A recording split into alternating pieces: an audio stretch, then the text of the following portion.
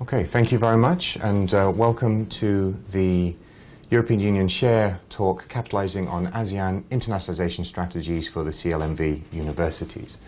My name is Dr. Christopher Hill. I'm an Associate Professor at the British University in Dubai, and it's my great pleasure to deliver this keynote speech. The title of the talk is Internationalisation for Universities. What is it good for? And the talk will cover several key areas of discussion, looking at what does internationalisation mean, who's it for what purpose, why should universities engage with internationalisation, what are the key important areas that one should consider, the factors for both the higher education sector but also the economy and the society within which the universities find themselves placed. We'll look a little bit at the challenges and obstacles, some conversation regarding best practice, and some toolkits and methodologies. And the talk will finish with the next steps for engagement. The concept of internationalisation is widely known, widely used, but actually has many different permutations and identity meanings for the universities involved. For many of us, it's the diversity of our student population, it's the number of MOUs or international partnerships, it's the number of campuses, it's research output, it's community engagement. There are many different factors by which internationalisation is measured, and it's important for universities to best understand the key areas of focus that best match their both expectations and capacity, such that they can build sustainable internationalisation. The literature has, not unsurprisingly, many definitions. One of the key, looking at Jane Knight's work, talks about the process of integrating an international, intercultural or global dimension into the purpose, functions or delivery of post-secondary education. And essentially what that's talking about is the inherent need for internationalisation to be embedded across an institution. So it's not just simply something that's on the strategic plan, or it's not simply a term that's used on the website. It's effectively a way of being and a structure of organisation. Not unsurprisingly, again, there is considerable literature about internationalisation, and in the slide that you can see I highlight a key quote taken from University World News in 2013, which talks about the challenges that institutions face within the system of rankings and language delivery. So it's a very structured, very hierarchical approach. And what Mark Zadaki is talking about is, by thinking more explicitly about how and where internationalisation happens in practice, perhaps what we can do as an international and higher education community is think more about how these spaces at a grassroots and local level can be used to support internationalisation. And by that, what I mean is we should be looking at a local, national, regional response to internationalisation rather than simply, or rather than initially looking from the top down. Now, I will talk over the course of this speech about the opportunities that there are in benchmarking and looking at expertise on an international scale. My point here is simply that internationalisation is often a local issue at the start, because it's therefore based on capacity, based on capability, and is driven by context.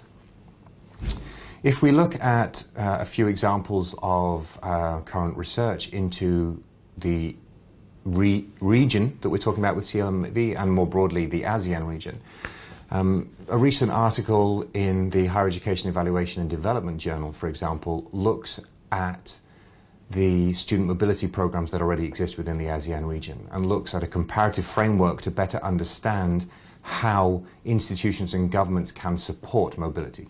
Student mobility being considered a key factor of internationalisation as it improves communication, collaboration, discourse, awareness, and all of these key issues.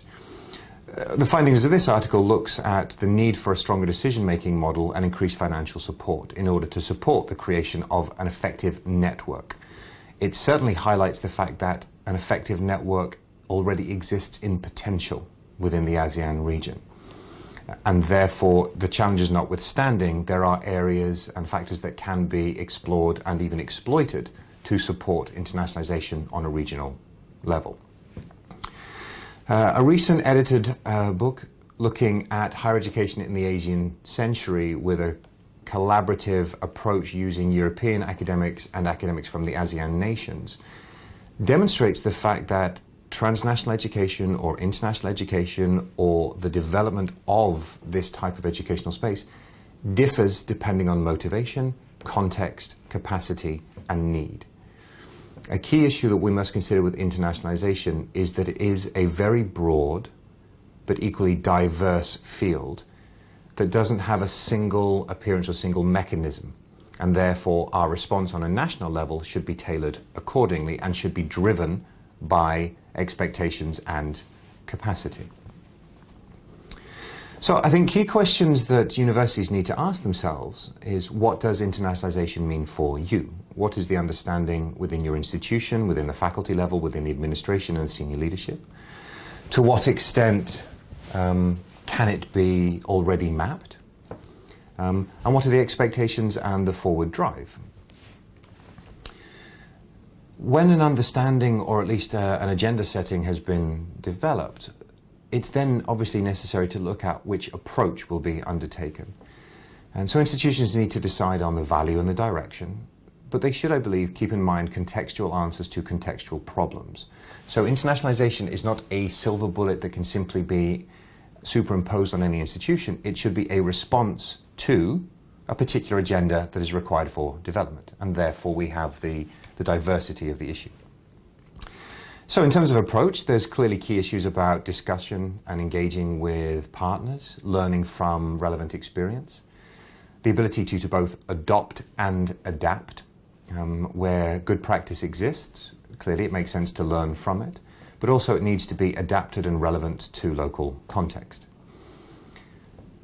Constant review, constant discussion is required, such that where something is not fit for purpose, it can then be developed and evolved further. So, why should universities internationalize? I've already said it's something that is talked about widely in the literature. Many universities around the world already say that they do internationalize or are international. But why should universities, particularly in the CLMV region, and more broadly ASEAN, engage with this particular type of higher educational development? So, as you can see from the slide, Why Internationalise? A recent survey undertaken by the International Association of Universities on a global scale looked at mapping the level of engagement and interest in internationalization. And the percentages returned were significant in order for us to be able to understand this topic better. 53% of those returned demonstrated that an internationalization strategy is already in place. 22% that an internationalization strategy is in development. Now, of those returning their responses, the highest priority was student mobility and research collaboration, which is not necessarily that surprising, but further cements the reality that the mobility of students, the engagement and collaboration, and then the research output are key factors for institutions. What was very interesting in the findings of this survey is that the majority of the regions surveyed indicated that their geographic focus for internationalization was their own region.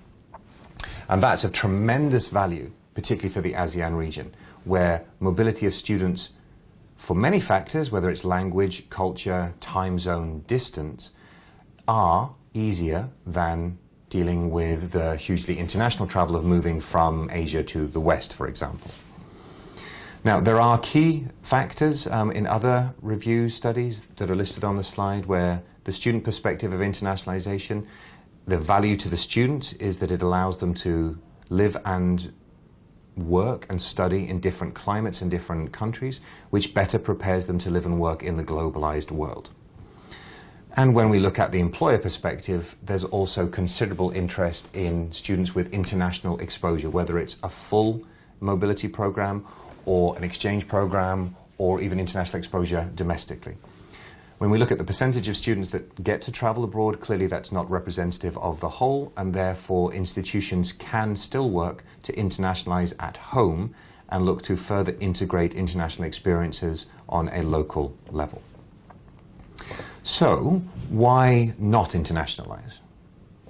Well, there is a danger of running too fast. There is a danger of attempting to hit the end target before the capacity is in place and before an understanding of where an institution is going is in place. But there is likewise a danger of not running at all. The higher education framework and landscape is shifting. Internationalization is becoming the norm, whether it be through student mobility, through material, curriculum, exposure, student expectations, student access to information, student desire for mobility, and then of course the employability agenda. Now there's an enormous economic impact of international education, which we'll talk about in a few minutes. And so there is a responsibility for institutions to approach this from a responsible perspective, from an ability to self-reflect and understand capacity, and to aim and drive for a future developmental target. Aspirations are wonderful and they should be high, but realistic goals should be set such that the student experience and the institutional reputation can be protected and grown to build fundamental capacity. So from an importance and a value perspective, internationalization is representative of the growing numbers of students in higher education. The growing number of international students, the growing number of transnational students, the growing number of student mobility clearly demonstrates, as you can see from the growing numbers slide, clearly demonstrates the relevance of this as a movement in higher education. If we look at the UK priorities, you can see from the slide that the number one position and priority was the development and expansion of international partnerships. Number two, student mobility. Number three, international research. Number four, international student curriculum. And providing support for international students in number six. What we have here is a demonstration that internationalization through the many different threads is at the heart of what many, if not all, UK universities strive to achieve.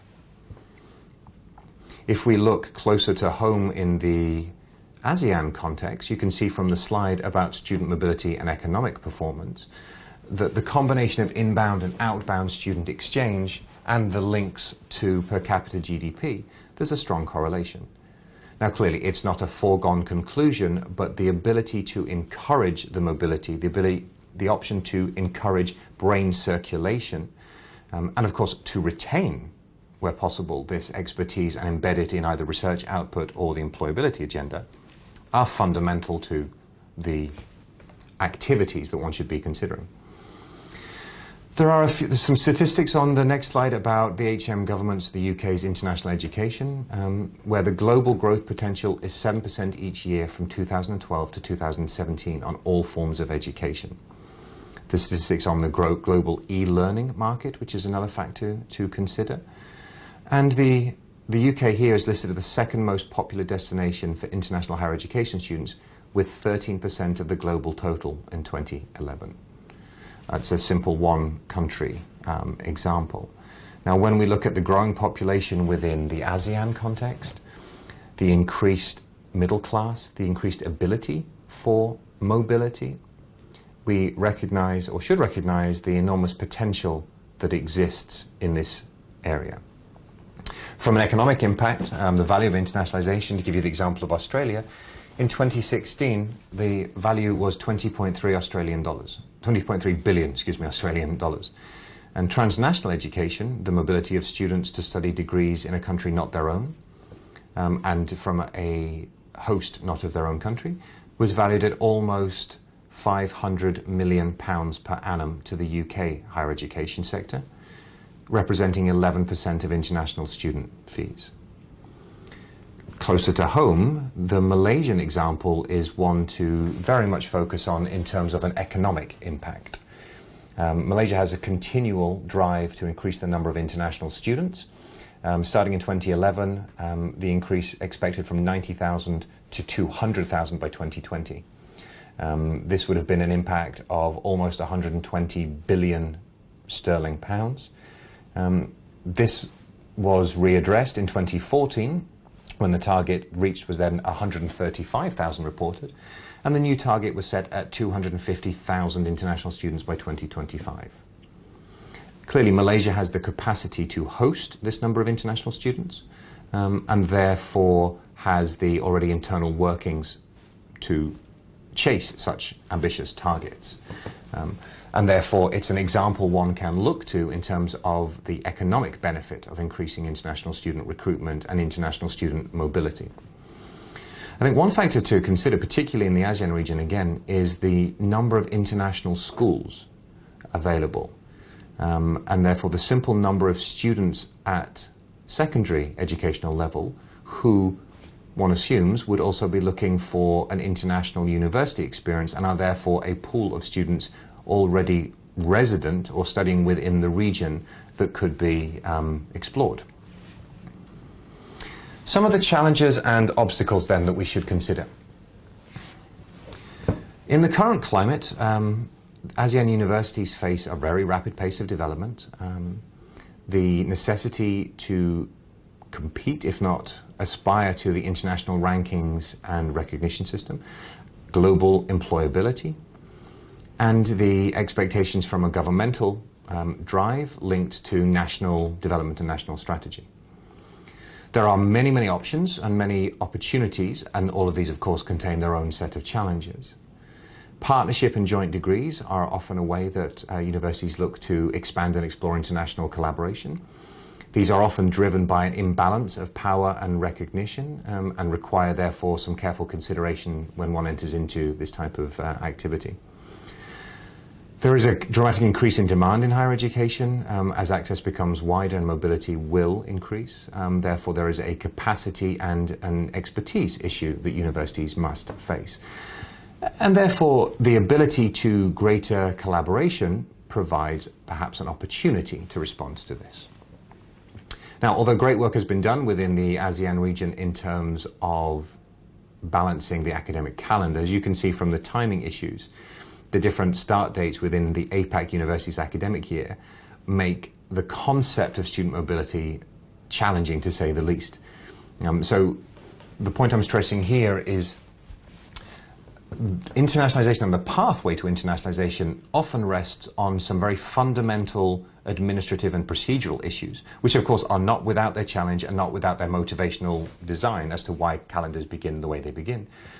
But in terms of the ability to move people, there are often lower level internal issues that can be discussed and explored.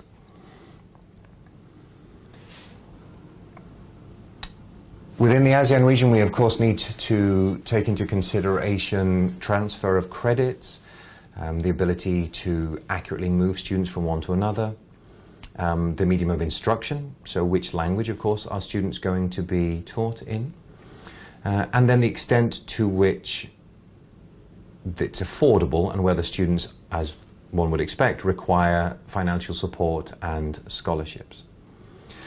I would argue that in the drive for internationalization there is a danger of what we call the shopping cart approach, which is simply looking externally, attempting to benchmark and simply adopt something that exists and is run at another institution or at another national structure. While it's clearly of enormous value to learn from these examples, internationalization, as I said before, is not a single concept that can be simply implemented. It's a broad factor of influences and realities that require closer development.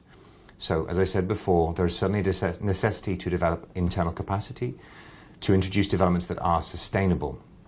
In many cases, with the rankings and the evolution of developing universities, I think we could argue that they're not playing a game where the rules, goals and measures are set necessarily to capture their level of development.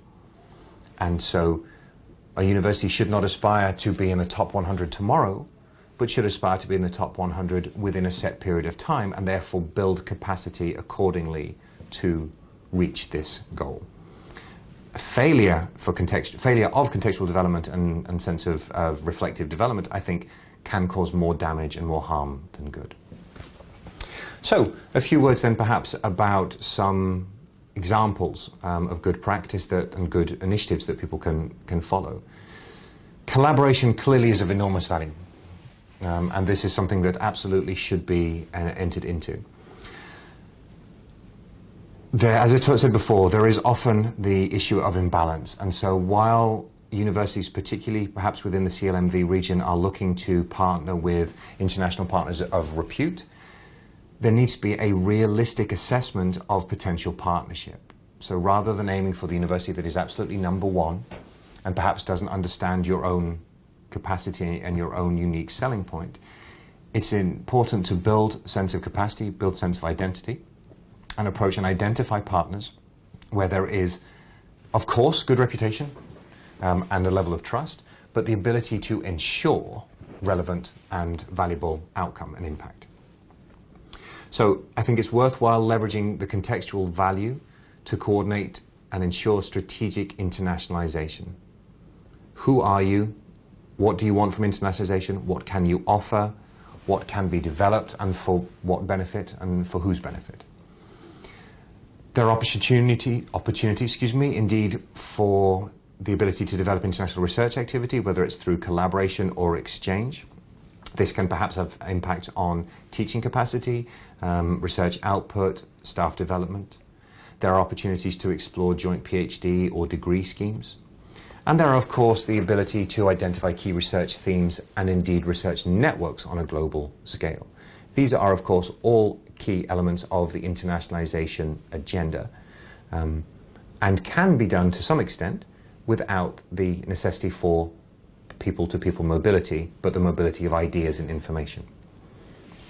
Now, as you can see from the slide regional expertise, there are already a considerable number of excellent examples from a regional perspective that can be drawn upon, whether it's from Campus Asia, UMAP, looking at student mobility, or UCAT in terms of the credit transfer scheme, the ASEAN AUN credit transfer scheme, and indeed within the Share Student Mobility Scheme and the Regional Quality Assurance and Qualifications Reference Frameworks. There is, as I said, considerable activity on both governmental, national, ministerial and institutional level seeking to provide a greater platform of clarity for both conversation and collaboration to take place. This is something that absolutely should be greater understood and leveraged. As an institutional level, some of the areas I think of best practice that can be considered are where mobility is perhaps reduced.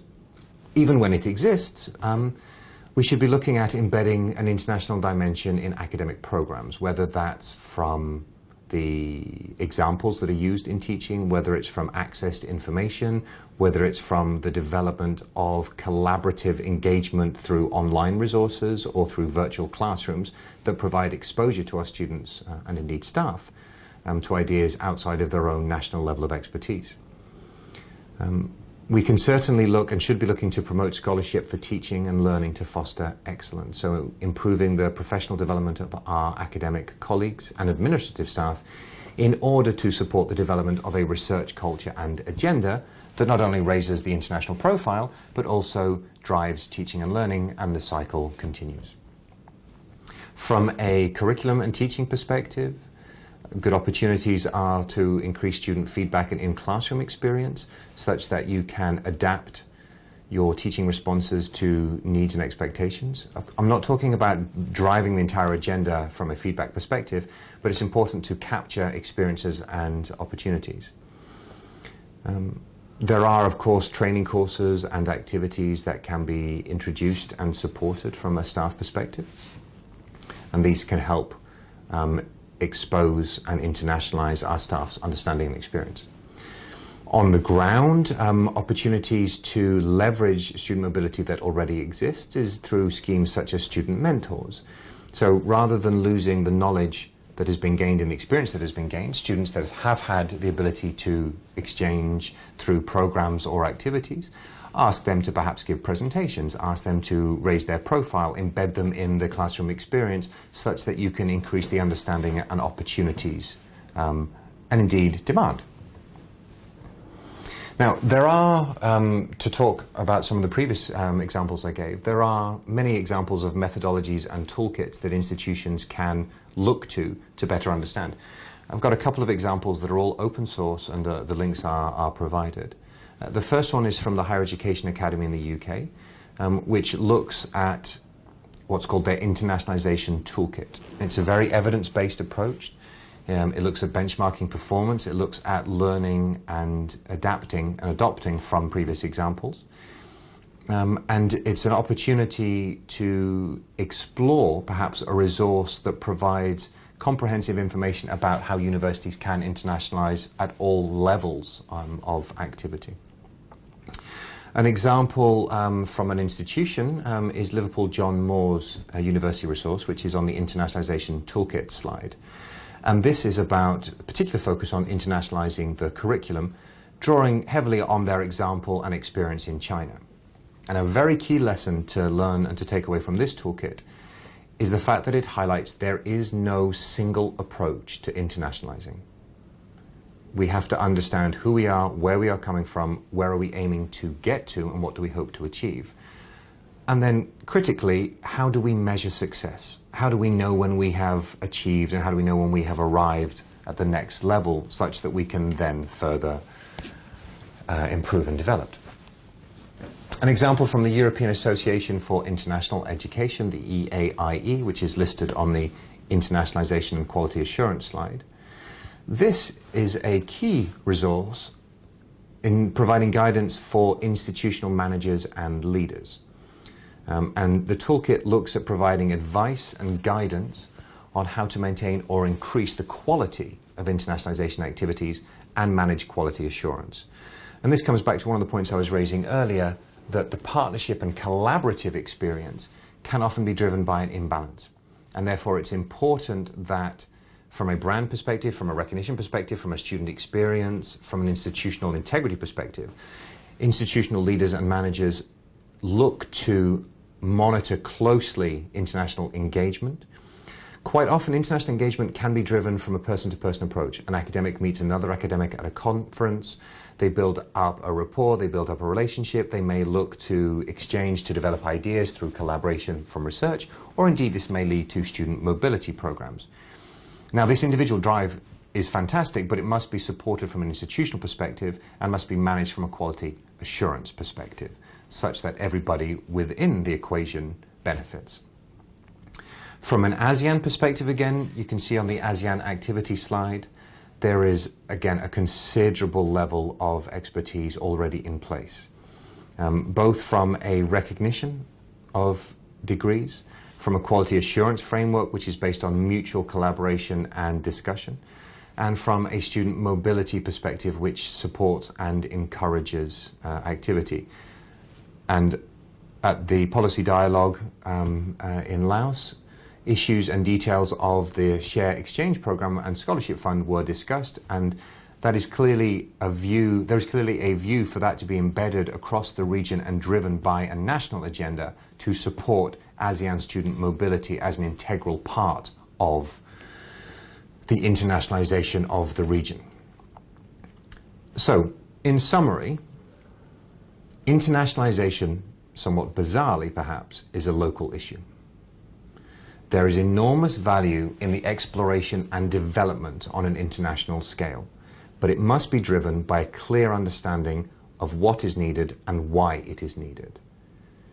The ability to understand and identify what and why greatly supports your ability from an institutional perspective to embed this across the institution, from faculty to administration to student experience. If the message is clear and the message is understood and the targets are reasonable and achievable, the buy-in from colleagues, faculty, staff, etc. is greater.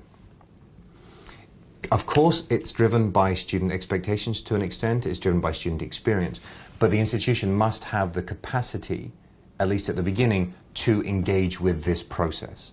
Now, often this is small steps. It looks at national, it looks at regional, and then it expands outwards. The ability to capture information and learn is, of course, a global concept, but the developmental issue is often greater impact done regionally.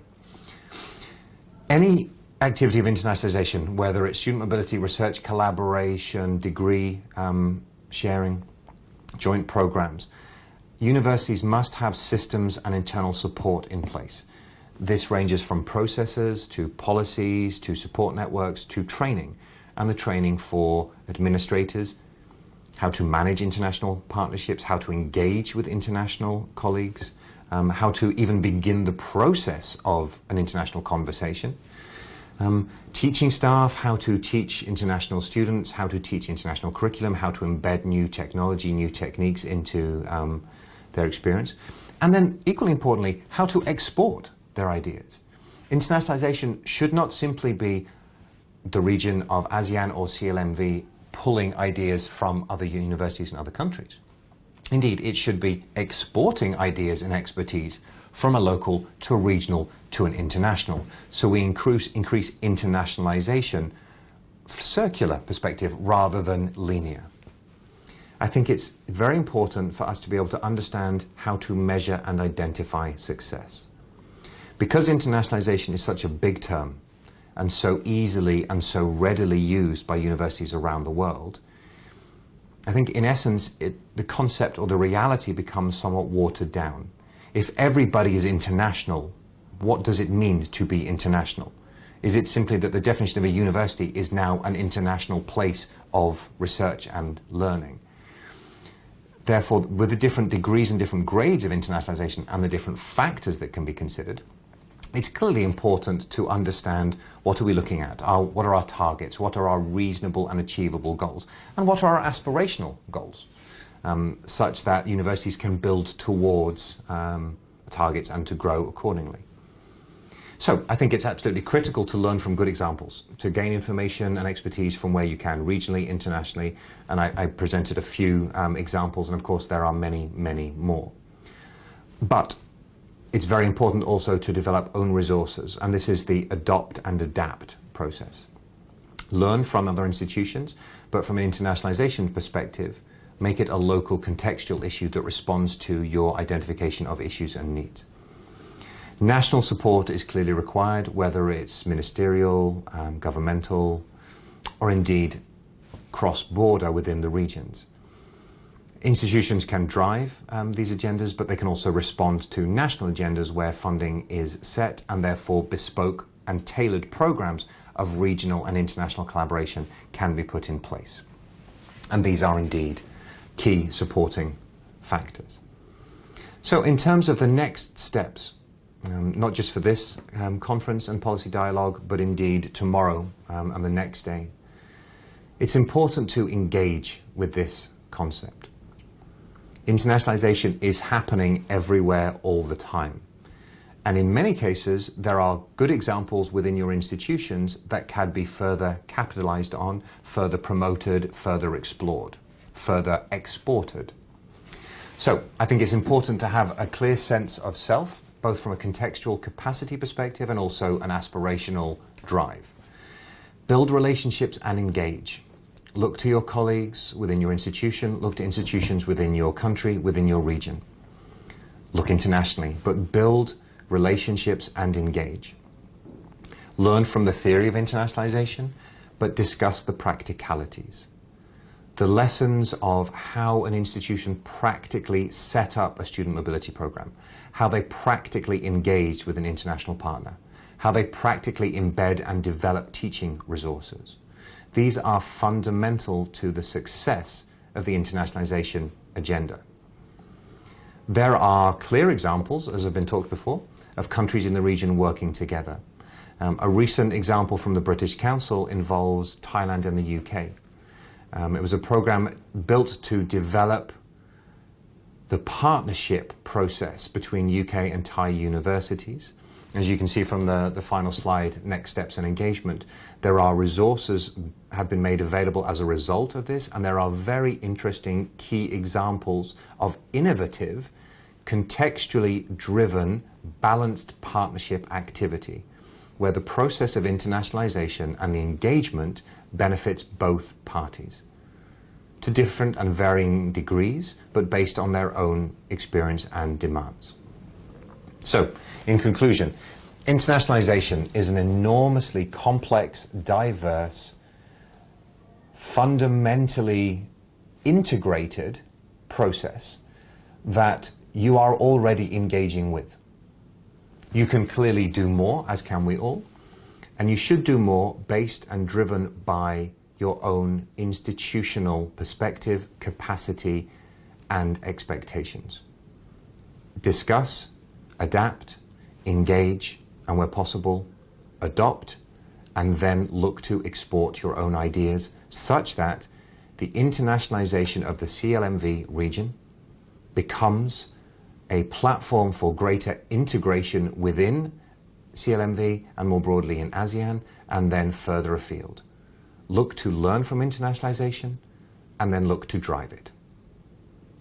Thank you very much for your time.